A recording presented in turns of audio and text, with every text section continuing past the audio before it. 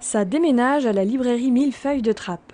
La boutique solidaire a quitté son petit local situé près de la Nationale pour s'installer au 23 de la rue Pierre-Sémard, dans une ancienne maison de la presse à 2 pas de la gare.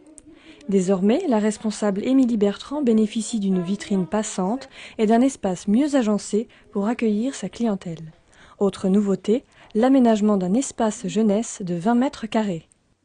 L'espace ici, il est fait de façon à ce que alors on a conçu exprès pour que les mamans puissent s'installer avec les petits, les mamans ou les papas avec les plus petits, pendant que les grands vadrouillent en fait sur le reste de la salle. Donc c'est vrai que ça fonctionne bien et ça plaît beaucoup. Les enfants adorent venir ici. Ça marche bien. Qu'ils aient leur lieu aussi, ils aiment bien. Ils apprécient. Dès que les beaux jours arriveront, des lectures de contes devraient être organisées dans le jardin attenant. Au total, ce sont 70 mètres carrés dédiés à près de 50 000 livres d'occasion, récupérés auprès de particuliers et médiathèques du territoire saint-quentinois en partie. Avec toujours la même politique de prix compétitif, de 50 centimes le livre de poche, à 2-3 € le grand format et entre 5 et 10 € le beau livre. L'autre spécificité de la librairie Millefeuille est d'être un chantier d'insertion. Une équipe de 12 personnes bénéficie de contrats aidés financés par l'État. Parmi eux, ce trappiste chargé de mettre en vente une sélection de livres de la boutique sur Internet.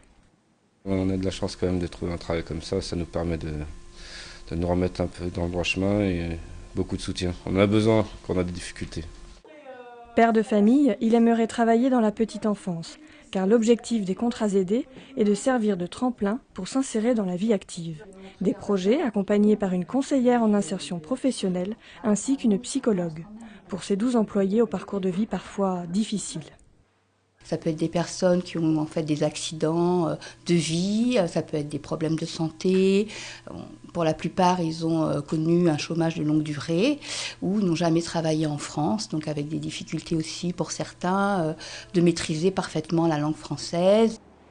La librairie populaire et conviviale prend également soin de son public. Elle accueillera Dominique Sampiero le 20 mars dans le cadre du Printemps des poètes.